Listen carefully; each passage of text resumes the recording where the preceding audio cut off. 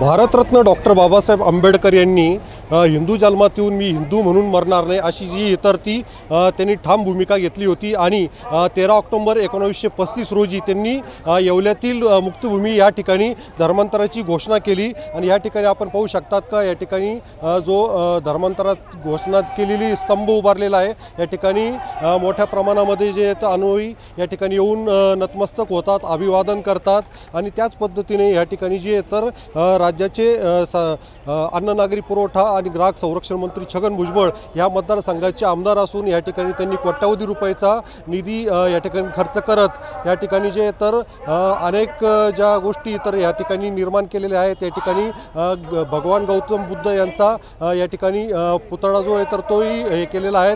त्याचबरोबर डॉक्टर बाबासाहेब आंबेडकर यांचा जो आहे तर तो पूर्णकृती पुतळा आहे आणि या ठिकाणी जे तर अनेक दलित समाजातील जे काही नेते तर येऊन या ठिकाणी अभिवादन करतात।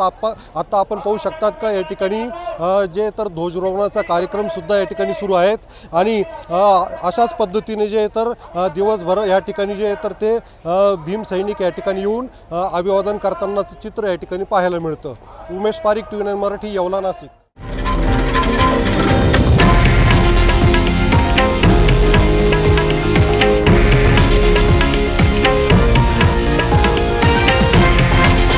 हे आहे देशातील नंबर 1 न्यूज नेटवर्क आणि आपण पाहत आहात TV9 मराठी, एकमेव।